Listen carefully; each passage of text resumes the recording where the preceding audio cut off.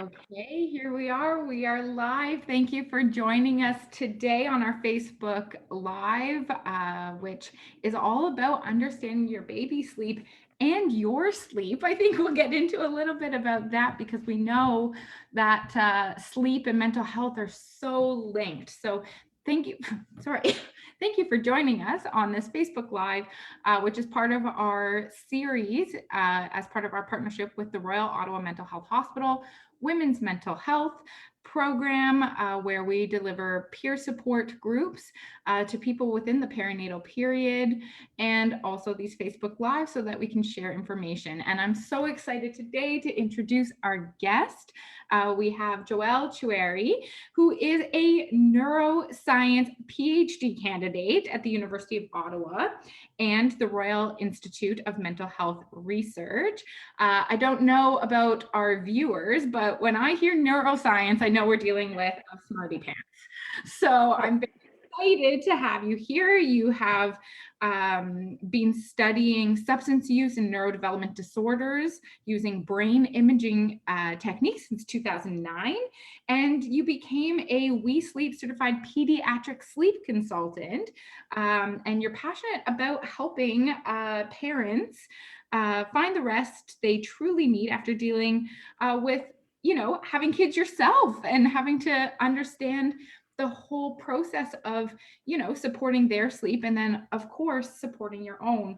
So I'm so excited to have you here. I know that you're super passionate about sharing healthy sleep habits with families that they can implement to help themselves. So without further ado, thank you so much for joining us, Joelle, and I'll let you launch into your presentation.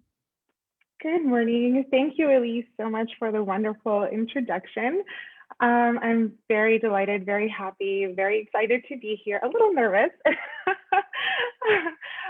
to be here today to be talking about a topic that is extremely important, I think, well, to me.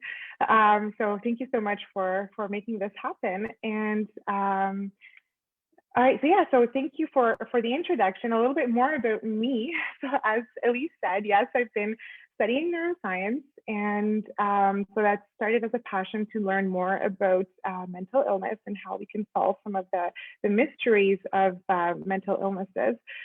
My focus was specifically on schizophrenia, and little did I know that with starting this journey that I would be, starting to also get a lot more into with my community to help to outreach, to talk more about mental illness, to help destigmatize mental illness, talking about mental illness, so that more people can reach for help. Because we know this, that the stats tell us that it's 1 in 5, but I think we all are, we know that it's more than that. People who are implicated in this are more than just 1 in 5, right? It affects all of us for sure. And I wanted to post a picture of our Run for Women. This is from a few years back, I think 2 years ago, when we the last official race took place, really. But that's just because there was just a race weekend, and I know the Ottawa Birth and Wellness did. You guys had a team too, and I saw your posts on social media, and that was awesome. We did. So I love advocating for mental health. I love going out there and so reaching out to whether close ones, friends, or even beyond, giving talks to high school students a lot, just to talk about mental illness, to normalize the talk, so that we can be on a journey to better understand it and to get better treatment for people who need it. And so, as I mentioned, started off with focusing on schizophrenia. And little did I know that after having kids, that I would be experiencing a lot of sleep challenges, as most parents do, I guess. And that led me to, be super curious about understanding sleep a bit more. And finally, I thought, why not help other parents who are struggling? And here I am today trying to do more outreach to help tired parents focus on the sleep that they need, because it's important. It's important for not only your baby, but for yourself as well. So that brings me right into the objectives of today's talk. So I want you to reconsider, and I'm saying reconsider because I know we already consider sleep as extremely important and healthy sleep as extremely important for our kids. But I want to also bring a little bit or shed a little bit of light on the fact that it's also important for you as a parent to take care of your sleep as well. And my most important objective for today is to inspire you to take yet another step toward healthier sleep habits, not only for your baby, for your children, but for yourself as well.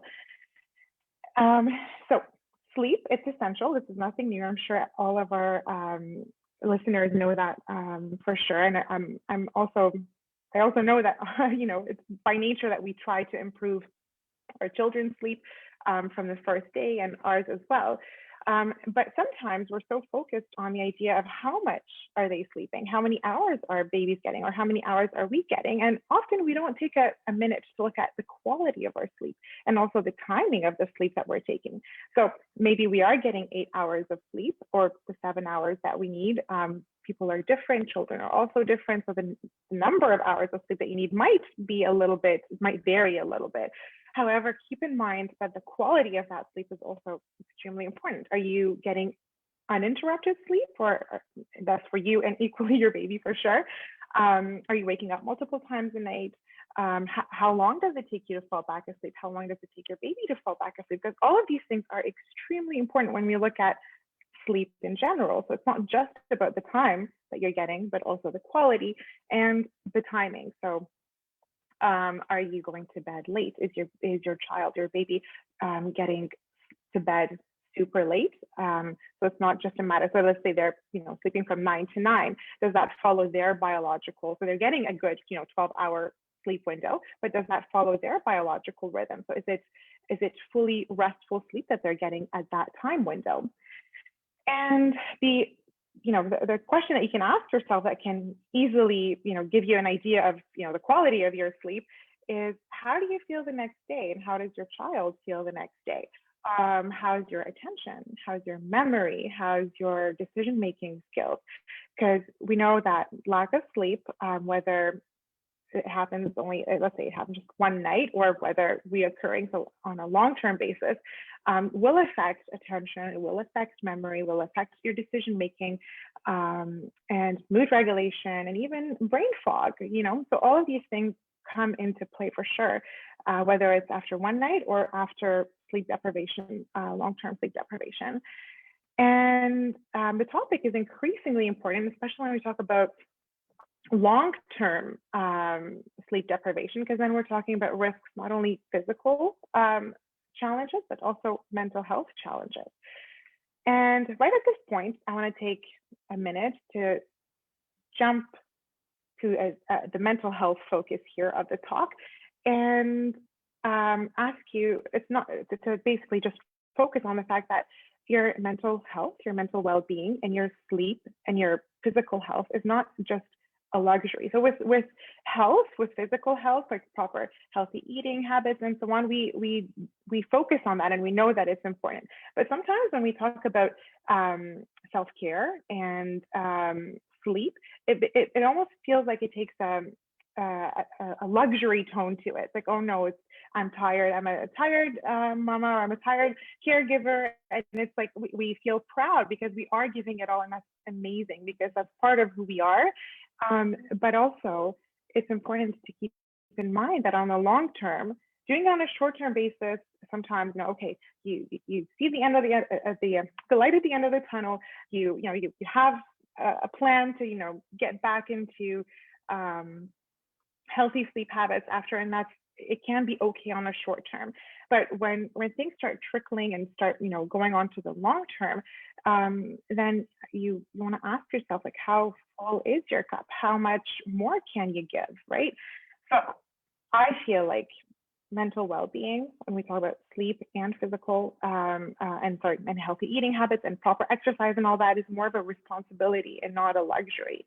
And I love to push that out for to all mothers, fathers, caregivers. Everyone is included in that.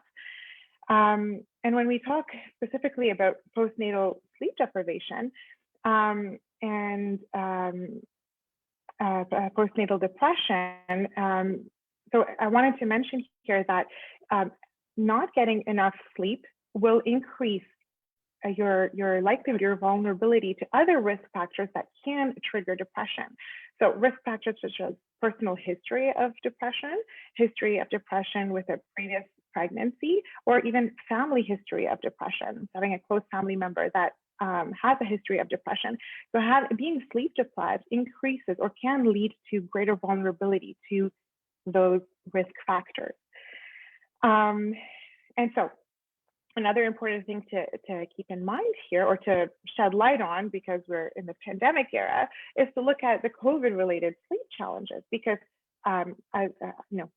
sleep not only affects mental health, but it will also affect your immune system and your physical health, right? So immunity at this point in time, I don't think it can be even more important than at this specific time. And here's a little bit about what has been going on during the pandemic.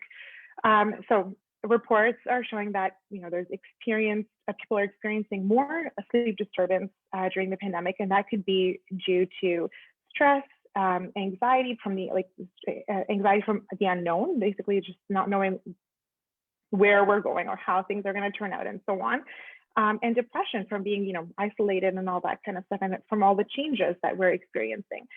So stress, anxiety, symptoms of anxiety, feeling symptoms of depression will affect your quality of sleep. So it can lead to insomnia, sleep loss, poor sleep quality, but it also goes in a vicious cycle. So experiencing insomnia, experiencing sleep loss or poor sleep quality will also lead you to experience stress, greater symptoms of stress, anxiety, and depression. So it's important to shed light on that too, so that if you are experiencing these things, take time to get the proper sleep, restorative sleep, and healthy sleep that you need. Another element too, aside from the stress factor, is the disruption to the natural circadian rhythm because of the way that we are living. So we're in confinement. Are we getting, well, now we're coming out. Now it's kind of different, but just to take a step back and look at what happened. So being in confinement, what's the amount of natural light exposure that you are getting? How long are you going outside for? Are you staying inside? And we know for sure that natural light exposure is absolutely crucial. It's essential to the production of hormones to help you, to melatonin basically, to help drive that sleep pressure and to help drive that melatonin production at the end of the day when it's time to wind down, relax, and get to bed. And also the disruption to our daily routines and schedules. People's schedules have all shifted. Not only longer working hours, but also our working hours have shifted too. And our daily routines have shifted. So sometimes when you have a specific routine that you're going by, then it's easy to just keep the flow going and so on. But with a disruption to that, it was common that it's harder to find that routine, or to set that routine back into place to get the proper healthy, all of the daily activities in check to get that healthy sleep at the end of the day as well. Just gonna pause you there, maybe, if you don't mind. I'd love to talk about that, because for people who've seen these before, you'll know that I'm a new-ish mom. I don't know how long you get to say that, but my child's 15 months. You can probably hear her in the background. And you're absolutely right about that circadian rhythm, about working from home, and how it really bleeds into all aspects of our life. And I find, and I'm not sure if you're going to talk about this later on, but I find one of the hardest things is, you need sleep. You desperately know you need sleep as a new parent. And maybe you have felt tired all day, and then you go to get to bed, and then you're worrying, okay, it's 11 o'clock. If I go to sleep now, I might get 3 hours of sleep or 5 hours sleep or whatever you're lucky to get with your child. And then you're like, oh no, I'm not falling asleep right away. What am I going to do now? Right. And then you're having anxiety about not being able to fall asleep. And I'm sure you're going to have tips later on, but I hope for our viewers at home, that this is all compounding, and it all plays a big role in mental health. It is so important that we recognize that this is important for us. And, you know, we talked earlier, Joelle, when we first met, about how when you don't get sleep, your ability to cope with external stressors goes down. So if you're on parental leave, then perhaps it's that, you know, your ability to cope with things means you don't get out during the day. You don't have that Exactly. to get walking. Yeah. Or perhaps, you know, your partner or a caregiver or somebody in the house does something that normally would be, you know, water off a duck's back, or whatever. I always screw up saying. So if that's not how it goes, let's pretend that's how that saying goes. but but say they do something and suddenly you're responding in a much more elevated way, and it's because of a lack of sleep. So I just wanted to reiterate that what you're talking about in terms of the importance of sleep for parents is so important to mental health, and it's the number one thing that people ask about. Like, say somebody's going to get help for postpartum depression or for anxiety disorders, people will start to talk about sleep, and it's one of the most effective ways to start introducing that protective mechanism. So thank you so much for bringing that up, and I'm so excited to hear what's next. Yes. Well, no, thank you, Elise, for clarifying, for reiterating all of this, because you're 100% right. That's exactly the message. So again, you just mentioned exactly what I wanted basically to refer to, is exactly that. So you are basically, you're not sleeping because you're feeling anxious, and then you're anxious because you're not sleeping, and then it just throws you into that into that nonstop cycle.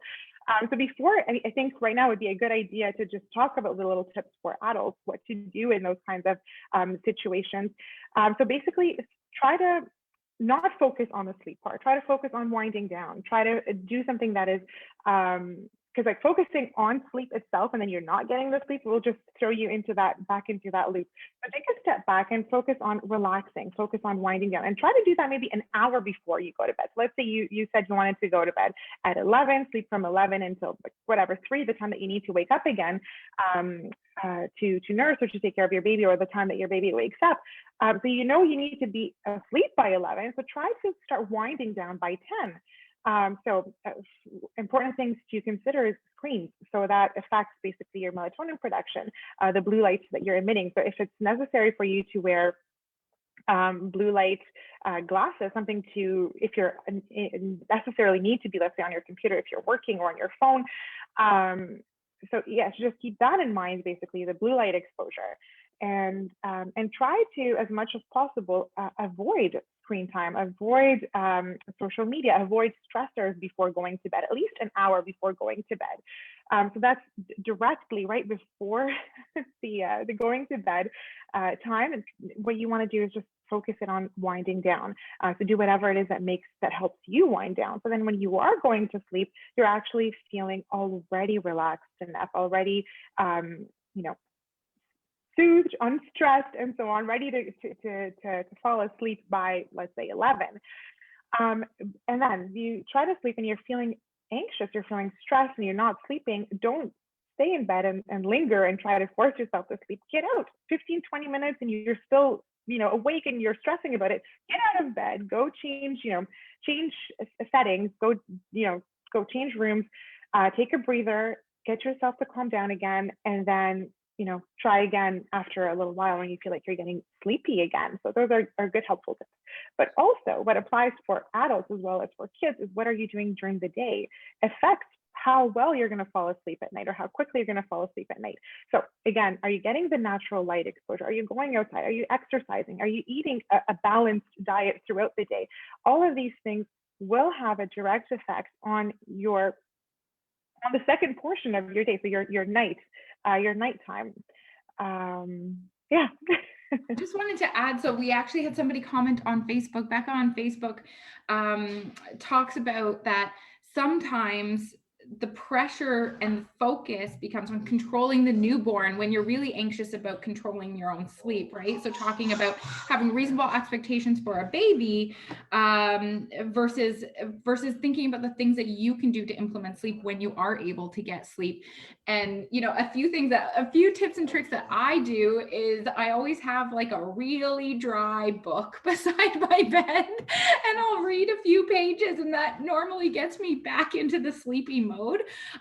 Or things like recently I've been doing this where I just try to focus on like a paint canvas and like fill the canvas in with my mind, which sounds probably silly, but it's making your mind focus on something that isn't all of those stressors, because we know 100%. parents, we definitely have a lot of stressors, and especially when you go back to work, you have also stressors as well. So you know, I just want to throw a couple things that I've been putting into place, because I know sleep is definitely one of those things that I get into that cycle. I'm anxious about falling asleep, and then I'm anxious because I didn't sleep, right? So I think putting that 100%.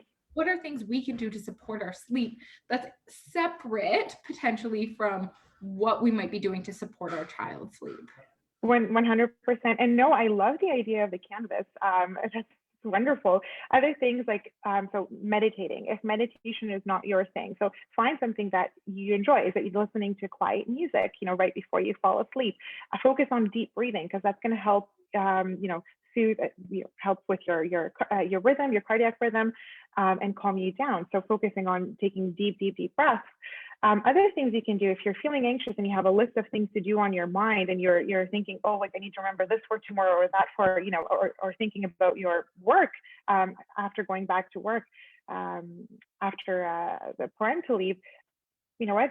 Keep a journal next to your bed. Grab your journal and write it all down. So that way you're clearing your mind. Take that time before you fall asleep to clear your mind, journal it down, get it off your mind, and then sleep, and then get to find that sleep. And I wanted to just go back one slide back to what you had mentioned. So the ability to make good decisions and to regulate our moods. 100%. So you mentioned that, Elise, that yeah, your ability to do the right thing for you. So for instance, if you're feeling like you're sleepy, you're tired, but you know you need to go outside for that walk, you know that you need to get that exercise in, right? That the fact that you are tired, you might not want to, but it could do you a whole wealth of good to just get out there, get that natural light exposure, get that nature exposure. If you have a little trail next to where you live, go walk through the trail. And a little tip on that, don't hold your phone, don't multitask. So if you're taking care of your baby while on the trail, that's totally fine. But you know, having your phone with you, making that phone call on your trail walk and so on. Try to keep, if you're going out for like, let's say 15 minutes, if you can give yourself 15 minutes of a trail walk, try to keep it just that to help clear your mind and not distract you with whether it's your phone or a conversation or anything like that. Unless it helps clear your thoughts, and that's okay. But in a sense, take that time not to multitask, just to kind of focus on nature, because the benefits are amazing from just being out there, relaxing, and really taking in the benefits of that.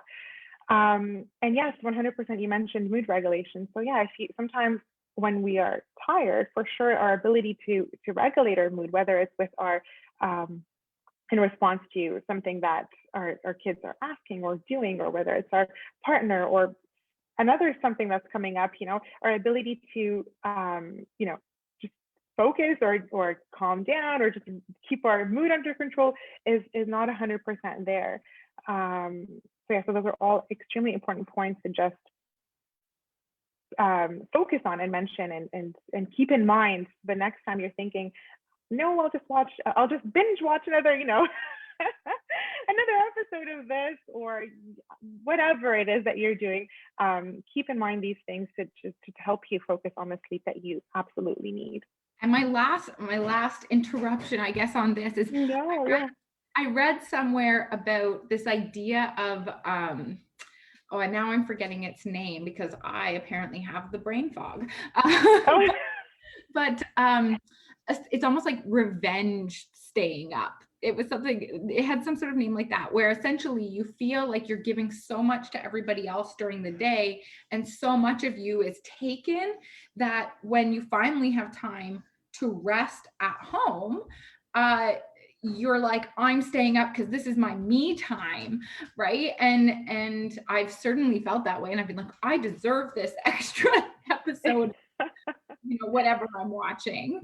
But in reality, the me time that we probably need is sleep, right? But it can be hard to think about that when you're in this little cycle, right? So I did read, I wish I remembered its actual scientific name, but essentially it's this idea that, when you finally get me time, you feel like you deserve this time, and you do, to be frank, but For sure. probably, if you're not getting enough sleep, it's probably best used sleeping instead of staying up, because that will make you feel better the next day. 100%. One way of getting through that is to reframe your way of thinking. So if you're thinking this is my me time, well, you can also think of sleep as also your self-care time, your me time. Not as fun as watching another episode, not as fun as doing whatever else it is, but also prioritizing your well-being.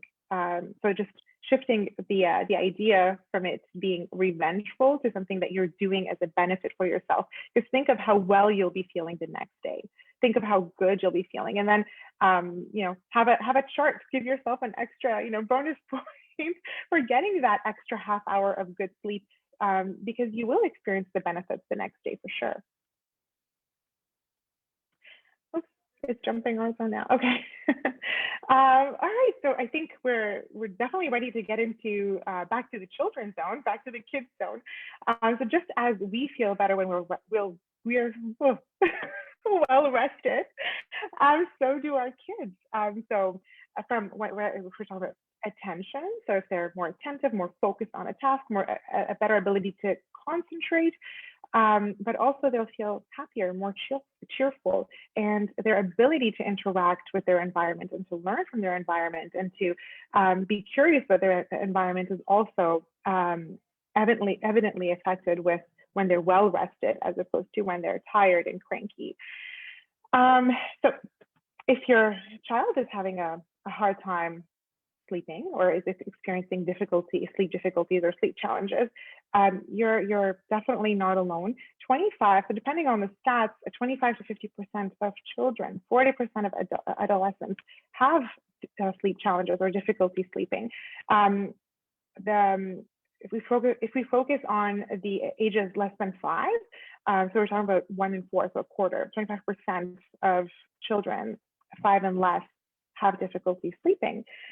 And so, one of the things that's observed most often is that they have a hard time falling asleep on their own. So they might not have the ability to fall asleep without relying on an external stimuli. And then what you experience with that is, a baby that wakes up multiple times a night. And also what we see, the common challenges that we see with falling. Sorry, I'm like speaking all over the place here. Okay, refocus. You're doing great. So, this is a big topic, and there's lots of pieces, so don't worry about it. Thank you.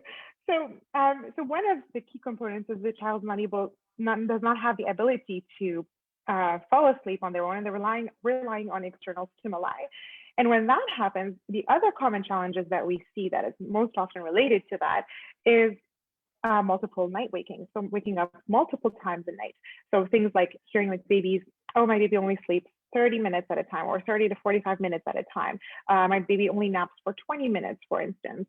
And I say baby, but that also applies to toddlers and preschoolers, of course. And then other things like my baby won't sleep or nap unless, and here I leave 3 dots. I want parents who are watching us to tell me, what do their kids rely on? Because then I'll be presenting what are the most common things that babies depend on, or children depend on to fall asleep. So what are you, the listeners, what are you guys experiencing with your kids? What do your kids need to fall asleep? I know for sure that with both my kids, and I tried hard to get into the sleep habits, the healthy sleep habits with my kids, but things that they depended on.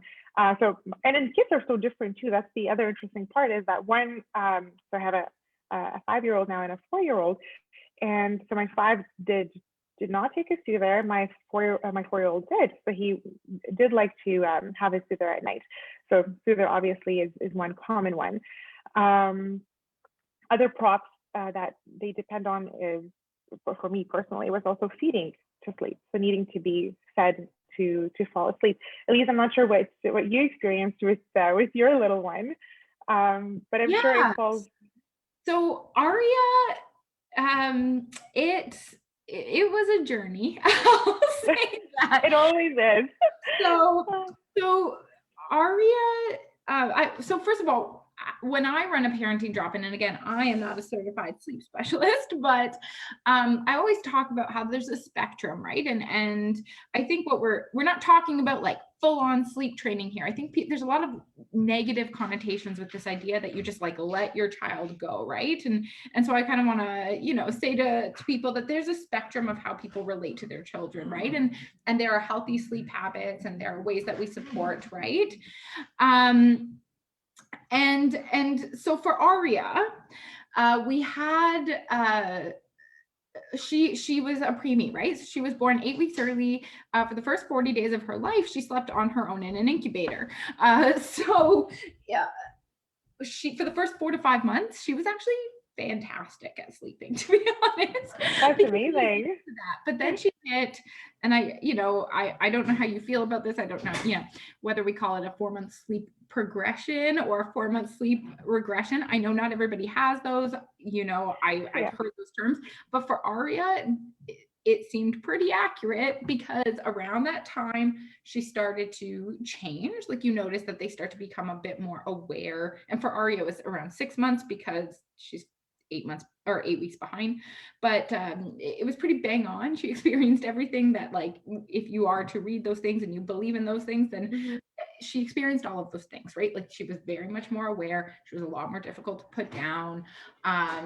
She started waking up all the time, and certainly feeding was the way. She was breastfed, and she certainly needed a lot of feeding. So it was mostly feeding, I would say, for her. We had a sleep machine, which I don't know, like, I think that's probably my number one gift to people now, is a good sleep, like a good sound machine.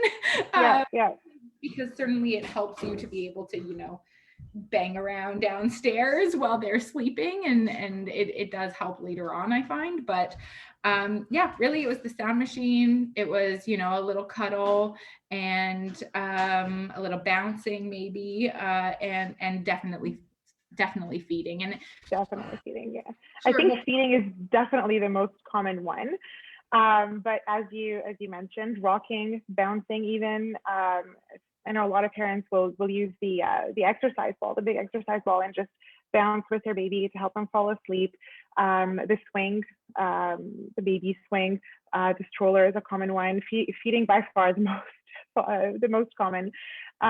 Needing their soother, and that continues until stays with them basically until much later age, until preschool age, for sure, sometimes even longer. And then another common one is needing to be in bed with parents. And that leads us right into, so those are specific to babies, but also toddlers have their own ways. So toddlers won't settle. So you have the common challenges that we experience with toddlers are, you start your bedtime routine, you want to get to bath time and so on, and then it's all, excitement mode and, running all over the place. It's hard to get them to just calm down and settle. And then once you get into the bedroom, actually to help to fall asleep is also another challenge. Specific to toddlers, stalling strategies.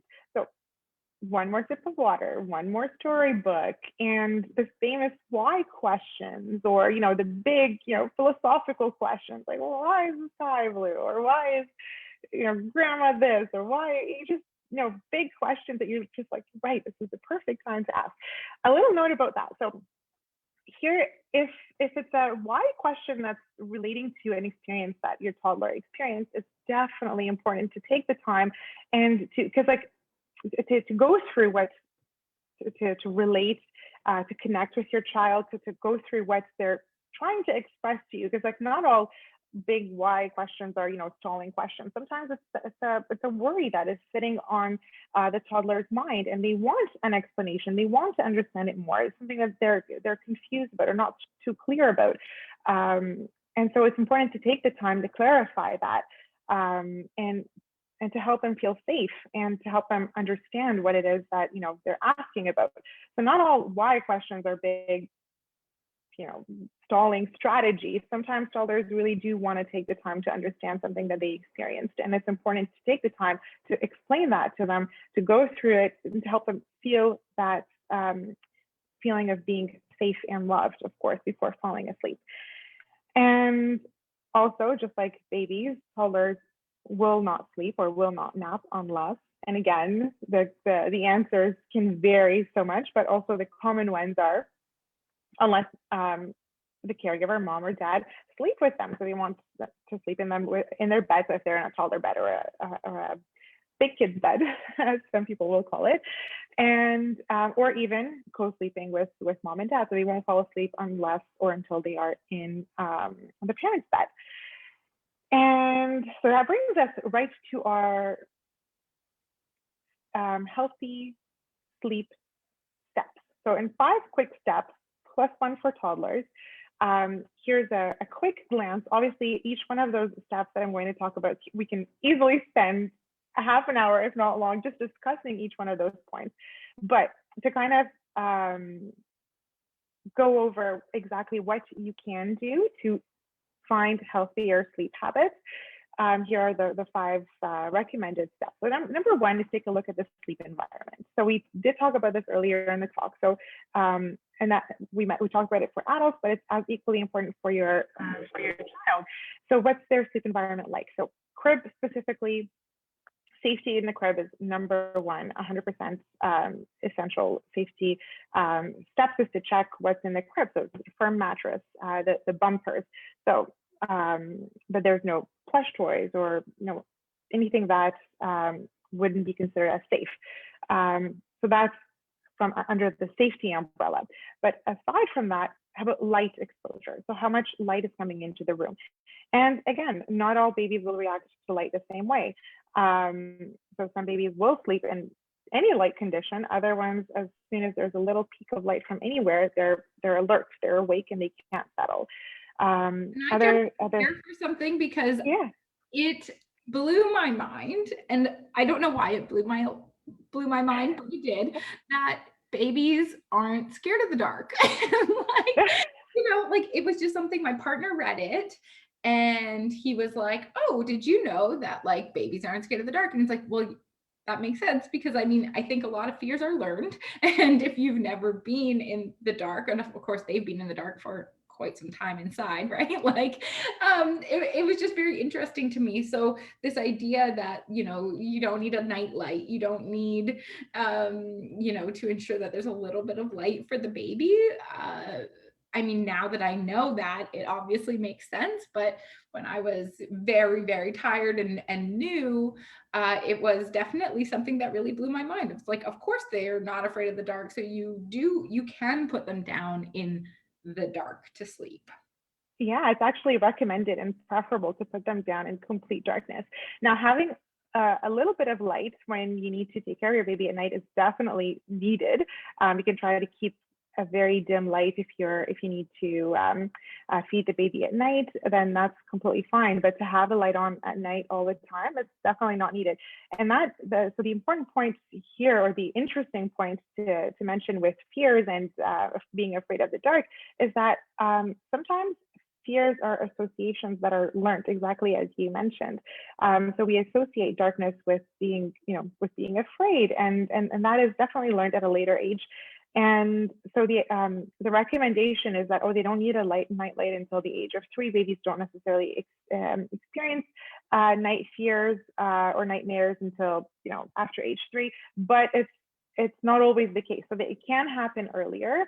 So babies as young as 18 months old can experience night fears or so on, but it's not the typical. It's not a typical thing that's in general seen, but it can happen. But again, so yeah, definitely, it can be a learned association, and it brings me to an interesting point as well. So when we talk about night lights, so it's, again, from a neuroscience perspective, I thought to myself, why are all night lights this bright white light, or sometimes like this yellow light? So I'm like, we know that the full spectrum, it has blue light in it, will affect melatonin production, will affect how well we fall back asleep after we wake up. So I was curious, like, what spectrum of light would be most beneficial or easiest at night if we do wake up and we do need that night light?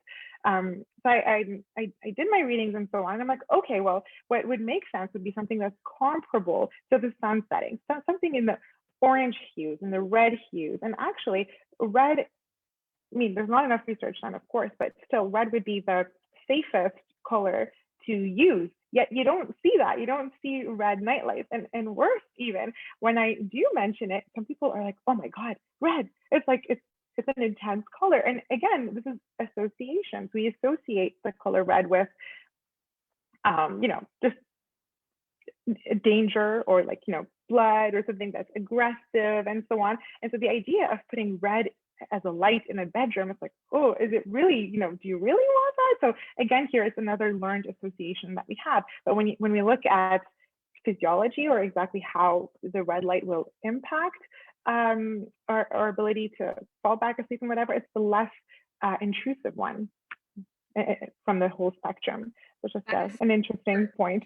We did have, because I know you wanted to keep aware of what people are posting. Yeah. There is somebody who has posted about Basis Online covers the Safe Sleep 7. Are you suggesting we should never bed share? I'm not quite sure that you had said that. I know from the birth center we've posted before. I'm sorry, we have a phone ringing in the background here.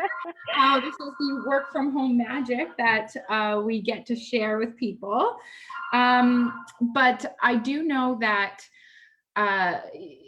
it's a hard line. I will address this person specifically. It is a hard line for a government-funded birth center to answer, because of course we have partnerships with public health. You will likely know that public health recommends against bed sharing, and on the other hand, midwifery organizations believe in informed choice. So I just wanted to kind of take a perspective of the birth center sharing information. We have to be moderate in the information that we share. So on one hand, we want people to know public health recommendations, because that is part of informed choice. There are also recommendations that if you are going to bed share, there are safe ways of doing it, or safer ways of doing it. So making sure, for example, and I'm sure these Safe Sleep 7 are all the 7 recommendations, but the big important ones are you're not absolutely exhausted to the point that you may roll over. You haven't taken any like sleep aids, like sleep medications. There's no alcohol, cigarette smoke, or other drugs on board. You should be a safe sleeper. So this precluded me for sure, because I sleep walk and roll and aggressively kick.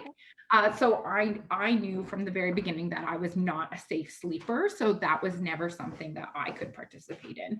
And there are other ones that I'm sure aren't coming to my brain fog, but I just wanted to address that from the perspective of a publicly funded birth center, that we do have to offer all perspectives. 100%. So thank you for clarifying that, and thank you for answering it that way. And I would definitely have answered it in the same exact way. So it's not about being against bed sharing or being for it or anything like that, but it's just, as you said, practicing informed, being informed of exactly the safe ways of doing what it is that you need to do. Yeah. I think I'm going to leave it at there because you said it perfectly well. Oh, well, thank you. Yeah. Yeah, so that's, I think that, I think we covered pretty much all of the elements in sleep environment. I think the one last one I would add to is the blackout blinds, basically just again for the lights. It's something that someone might consider if you think that the light is affecting your baby's sleep. And one more thing is our distractors. So when you're hanging things around the crib, over the crib, and so on, are they distracting? So Phoebe wakes up and there's enough light for them to see. Then is there a hanging mobile, for instance, that's like distracting them? Aside from the safety, where at the point of reaching, can it distract them or increase the length before the length of time before they actually are able to fall back asleep? So just keep in mind that the distractors in the bedroom, of course. Early bedtime. So this one is counterintuitive because commonly you think, okay, I want to keep my child awake until they're tired. I want them to, I want to tire them out before putting them to bed, with the well-meaning thought, basically, of tiring them before going to sleep. However, it's a little bit counterintuitive to see, but when a child is overtired, they have a harder time falling asleep. So they're harder to settle, and it takes longer for them to fall asleep, to stay asleep, and it affects the quality of their sleep during the night as well. And that's important to keep in mind. So you, well-meaningly, obviously, you think that, okay, let's another half hour, or I'll wait until they're super sleepy and then I'll put them to bed. I know I've done it.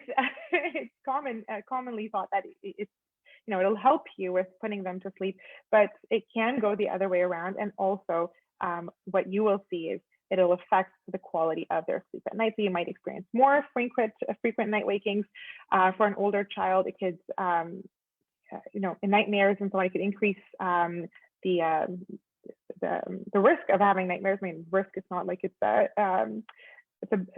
severely bad thing to have nightmares, but again, so just being unsettled or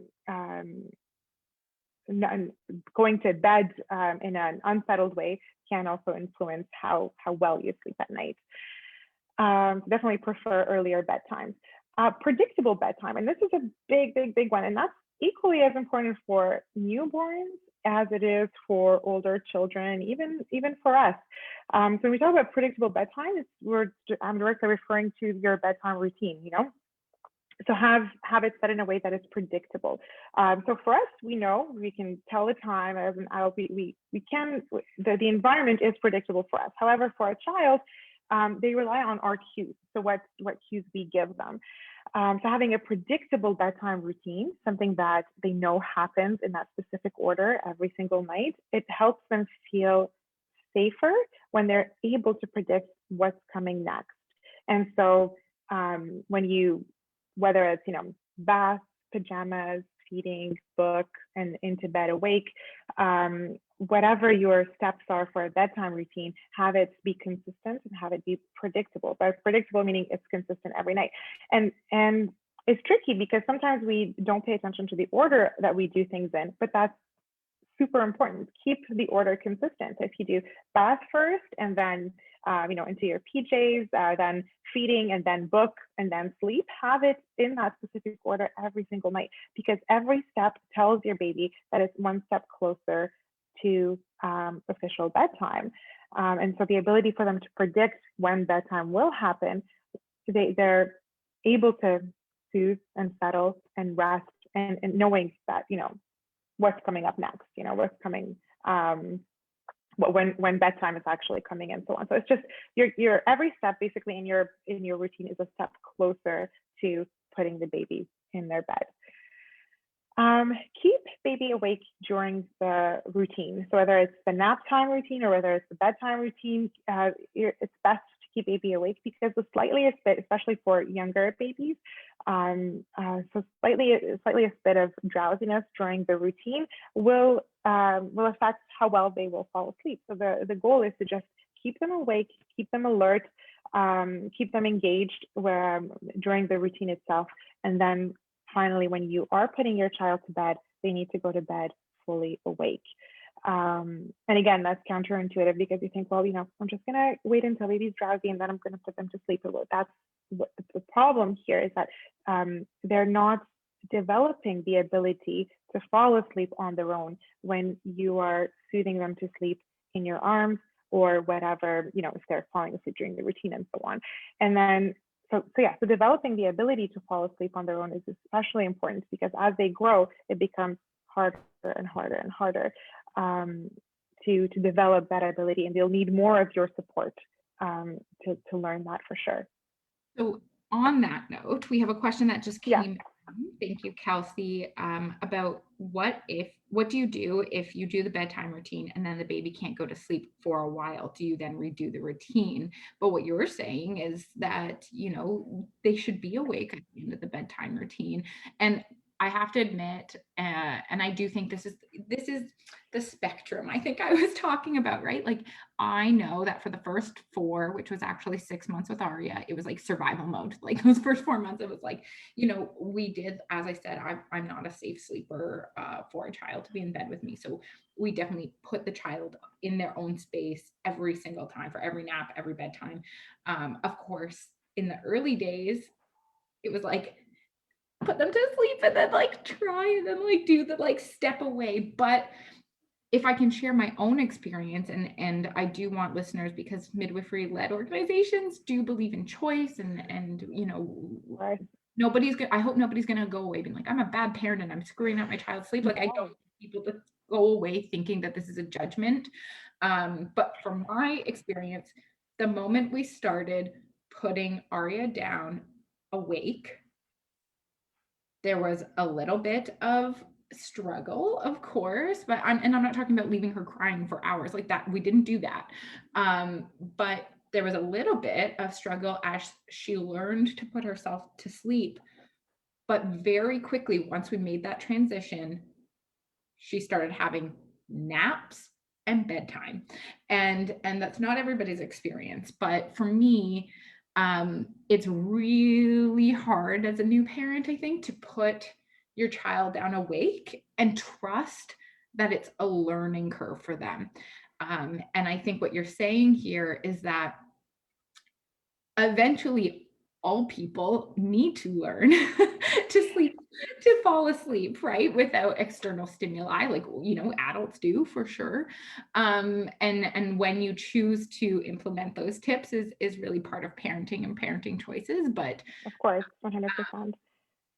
So here's the thought. You said something super important here, Elise, and that's that eventually you want the baby to learn to fall asleep, and it's a learning curve, but it doesn't necessarily have to be. Some kids are just born amazing sleepers, and I'm jealous because my kids weren't. So like some kids, you put them to bed, you have babies, and then from day one, they're just amazing sleepers. And all you need to do is just guide them through the day, through proper naps and proper bedtime and all that, and then they will fall asleep naturally on their own. But the idea that all babies are like that is not accurate, because not all babies will fall asleep on their own. Not all babies are born able to fall asleep on their own, and that's okay. There's nothing wrong with that. And just like some babies, like I'm just going to compare it to breastfeeding or chest feeding, latching, the idea of nursing.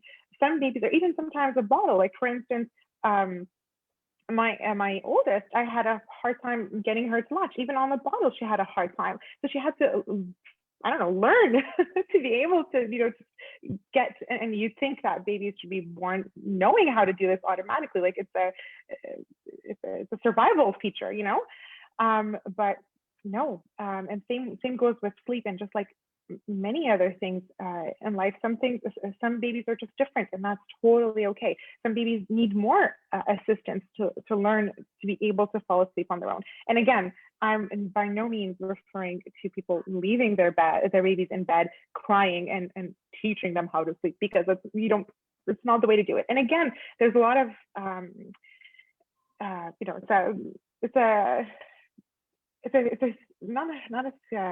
there's a lot of information going in all directions, basically, in that realm, or putting your baby to bed and then letting them cry, because no parent would want to do that, and you don't. But at the same, and I wouldn't want my babies to cry either. But at the same time, you put them in there, and they're needing to learn. Well, that process is not going to be like a happy process. They're going to be experiencing some challenges, but how you face that challenge is what makes all the difference for your baby. So your baby is struggling to fall asleep, knowing that you've done all of the other elements to make sure that this is their proper bedtime window. They are tired, they're not overtired, they're not hungry, they're not too hot or too cold, they're not, so you've basically checked off all of the other marks, and the only thing that's left is basically, can my baby fall asleep on their own?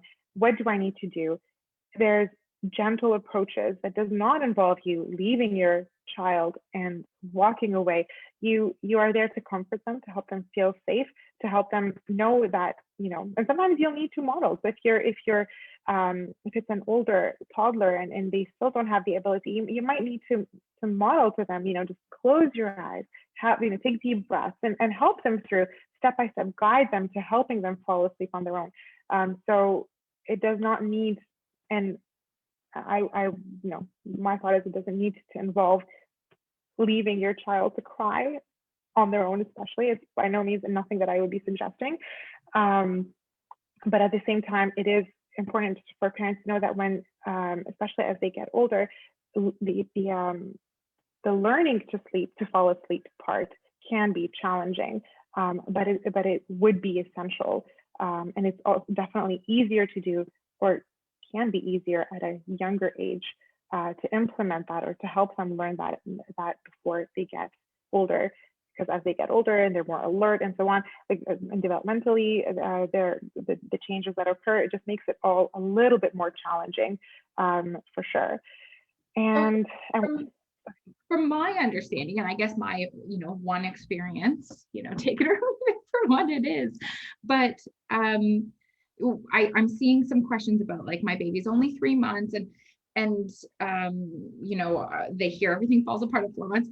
Again, that happened to me. It didn't happen to many of my friends. So you never know what baby you're going to get.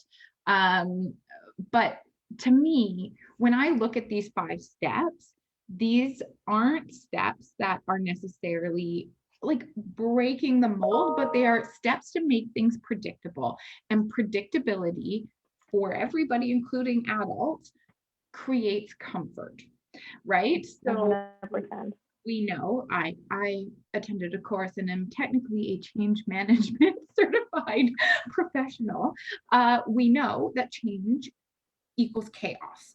And so what these steps are doing is creating predictability, creating comfort. And so in those early days, we did a lot of these things. Like, we tried to follow a pattern. We always put the baby into her bassinet. And I think that even though she woke up a lot and we fed her and, we did comfort her and we rocked her to sleep, like, we did all of the things, still, but there was still those startings of a pattern, right? So when we did eventually enlist, some bigger guns, if you will, of, putting her, we moved her into her own room at 9 months, right? So, when we moved to that, if you will, she had experienced predictability around sleep for many, many months. And I think that's perhaps the takeaway, is that definitely. So predictability and consistency, and even starting. So the question would be, when should I start? When is it recommended to start? So these are healthy habits for your baby, for everyone. So when to start? Start as soon as you can, as soon as you are ready. There is no golden window to start, or no preferred time. Obviously, keeping in mind the healthy routine, the healthy steps. And keeping in mind the safety features. So moving baby into their own space. Most babies, you want to keep them, especially if they're nursing at night, close to you. The recommendation is up to 6 months and so on. So there's a lot of, you personalize it to your own, to how it works best for you. But these are all things you can implement, and just being connected to your child, being connected to basically their signs. They're tired signs. So even if you are following a specific schedule with your child, let's say if they're sick or tired, or for whatever reason they're feeling more tired, and bedtime is not until half an hour till or after, or nap time is not till half an hour or so on, but they are showing the tired signs, then go on, get your nap routine rolling, and put them to bed when they are expressing tired signs, when they are showing tired signs. And the common thought is that, oh no, that will ruin the schedule, or that will make it harder for them at the end of the day to fall asleep, or so on or so on. But if their body is needing more rest, then listen to their cues, connect to your baby, and see what they need. So what I like to call it is baby driven. Like for me, whenever I'm helping a parent out, it's always baby driven. So how is your baby doing? What are the signs they're giving you? And with that, we work on the appropriate steps. And again, keep the whole picture in mind. So it's not, sometimes parents think, okay, well, nap times are going great. It's just bedtimes that aren't, the nighttime that isn't going great. But what you're doing during the day and during naps will definitely affect the quality. Again, I've mentioned it earlier, but will definitely affect how your baby is sleeping at night. Are they overtired or undertired? Are they getting enough sleep or too much sleep during the day? So if they get too much sleep during the day, that will definitely affect how fast they will fall back asleep during their night waking, and vice versa. If they're overtired, same thing, So you just need to look at exactly what is going on and keep all of that in mind. And then, because it's not only about their ability to fall asleep, it's not only, like I said earlier too, it's the whole picture that will come into play, that will influence how well your baby sleeps, naps, or sleeps during the night. And the last one for toddlers, plus one for toddlers, is stand your ground. And again, this is meant by, it's not a firm statement like, oh, stand your ground and whatever, but how are you interacting with your child? So that interaction, if during the day your toddler is getting, and we know that they're boundary pushers, and we know that, and that's healthy. That's what their job is, I think. Their job is to learn and to grow, and pushing boundaries is all about learning and growing. And the same is going to apply at night, right? So what you do during the day, so when child is trying to push a boundary, how you stand your ground, or what you do about the boundary pushing, is also reflective of that ability for you to stand your ground at night. So if it's bedtime, it's bedtime. Oh, but I want one XYZ, but the way that you're going to interact with us, let's say at night you're standing your ground, but during the day you're not, but it's confusing. It's sending your child very confusing messages. So once you want to start implementing healthy sleep habits for a toddler, you also need to take a look at what messages you're sending during the day every time they are pushing a boundary, so that you are able to also implement that healthy habit at night as well. So they're not disconnected. Things are not disconnected. It's all one big picture that we need to look at all the elements that come into play.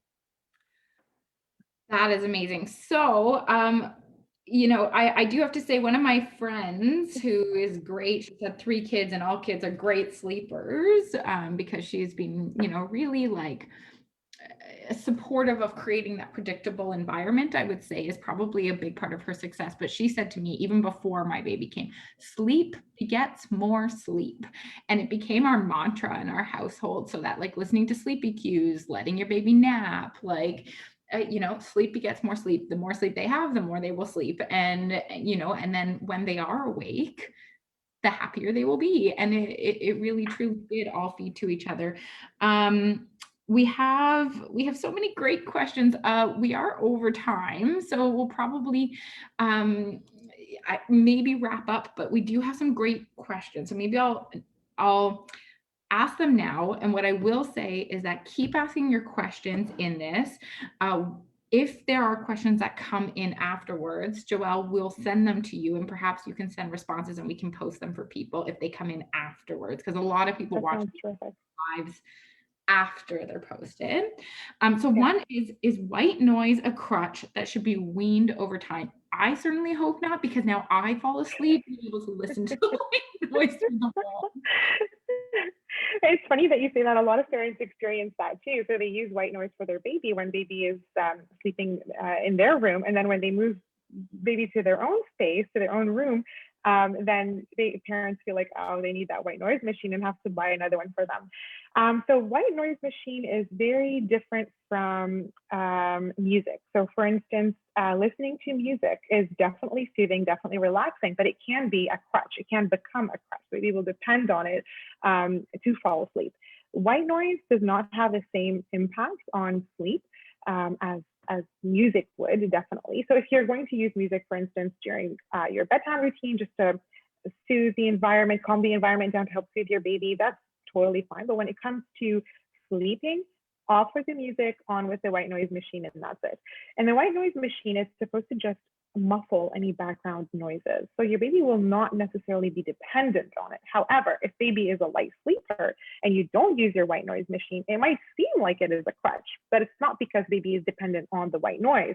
It's just because baby is a light sleeper and needs that muffling of the background noise to be able to fall asleep or stay asleep in that case. I have a couple more questions. I hope you don't mind. No, go ahead. So we're having this idea of feeding and sleeping and being able to get it all in, and that is, I think, a common run, right? Like you want, depending on how old your baby is, I will say this because I think this is the same person who maybe said their child was 3 months, but you want to be doing those 8 to 12 feeds a day, which means you're feeding about every 2 to 3 hours from the beginning of one feed to the beginning of the next. And then you're also looking at naps. And at that age, I think, and just for everybody's qualifications, I was a midwife prior to going into health administration. And maybe, Joelle, you have an answer to this as well, but essentially all babies do at that age is sleep and eat, right? So those two are kind of going hand in hand as a cycle. Yeah. And you honor that because that's exactly what their body needs at that age. So at around 3 months, your baby's looking at somewhere around 4 to 5 naps during the day. Depends on, your baby. Babies are different in terms of how much sleep they need during the day, day and at night, of course. But yeah, that is exactly their cycle. They feed and then they sleep and then they wake up and they barely have any, a newborn will generally be able to stay up for about 40 minutes, 45 minutes before they really need to fall asleep. But that's 40 minutes from the time they're awake. So if you're feeding and it's taking a half an hour and then you're changing and so on, so like you feel like all you're doing is feeding and then changing their diapers and then poof, they're falling back asleep again. So there's no room to do anything more than that. And that's totally normal. And we as parents, we need to honor their needs because they are definitely going through a lot of developmental changes. They're learning, they're growing and all that kind of stuff. So it's normal. And then at 3 months, again, so babies at that age are not up for very, very long. So it will definitely still feel like you're in that routine most of the time. And really that's all you can do. And the healthy practices that you can practice at that point is just, at least for bedtime and for one nap time, focus on implementing healthy habits, healthy sleep habits, and not to worry too much at that age. Before the age of 4 months, I'd say, not to worry too much about the sleep crutches and the sleep props and the cuddles and the rocking your baby to sleep and all that kind of stuff, because at that age, it's not that it's not important, but there's just, baby needs that comfort, baby needs that soothing, baby needs your time, they need to feel that connection. That's how you connect with them, because they're asleep pretty much all the time. So the goal for parents at that, with kids at that age, babies at that age, would be to just basically, if you want to start implementing habits, then implement them at bedtime, because that will make your biggest difference as time goes forward.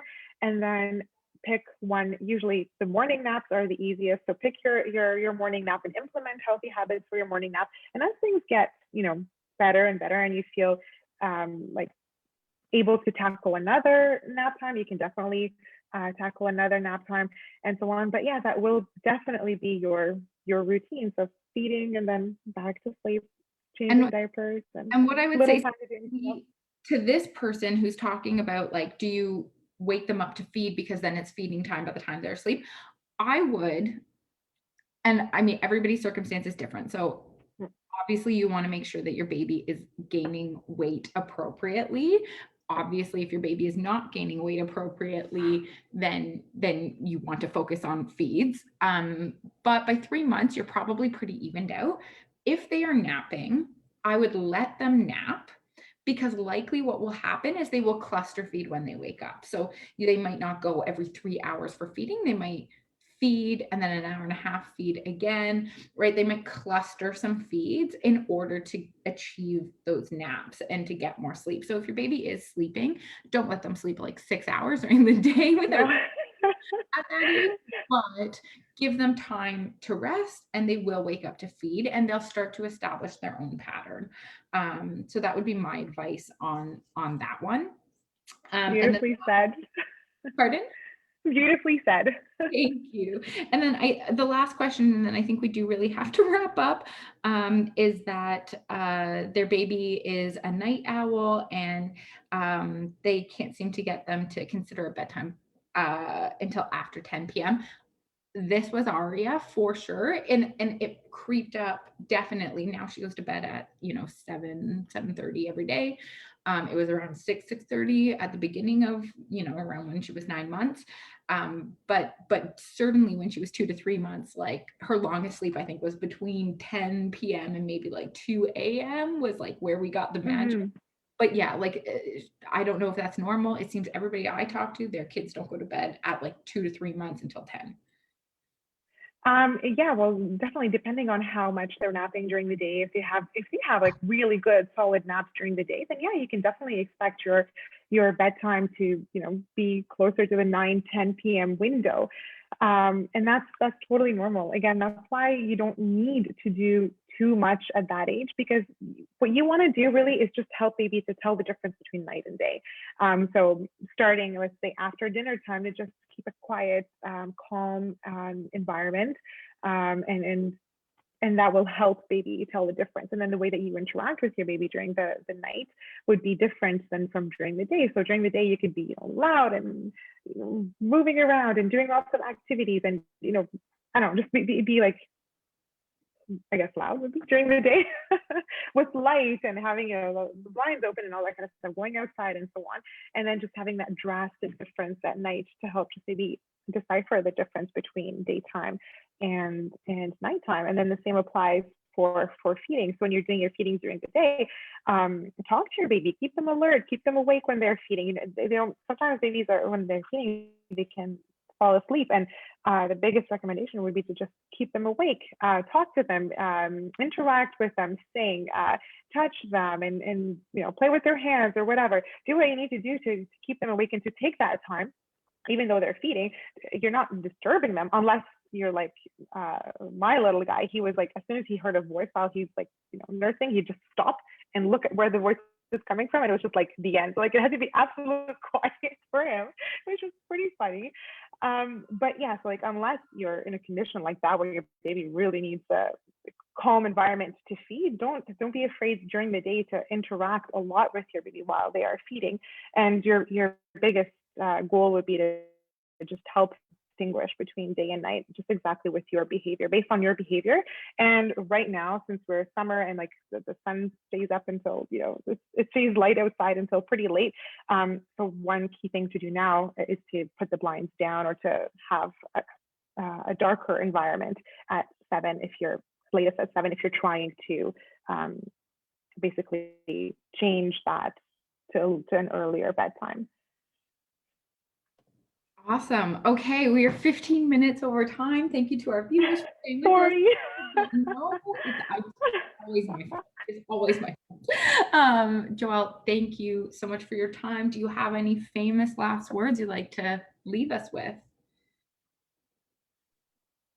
Oh. Thank you so much. And thanks to our listeners, the interaction and the questions. And yeah, I hope, as I said in the beginning, I hope that I inspired you to take one extra step, because I know all parents are all actively trying to implement healthy habits, whether sleep or any other health-related healthy habits.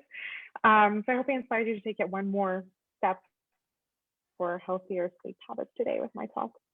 Wonderful. Thank you so much. And again, sleep is so important for establishing, mental wellness. And so it's important to remember that sleep is so important for your baby, but it's also important for you. So if you are a parent or a caregiver and you are feeling overwhelmed, again, trying to focus on getting sleep when you can is so important.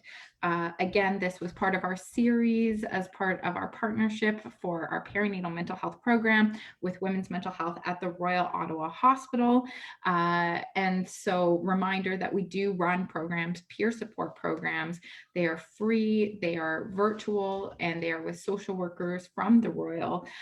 So all you have to do is look on our website and it'll show you how to log on, or if you can private message us and we'll get back to you with details. If you are feeling any anxiety, concerns about your mental wellness, you do not need a diagnosis.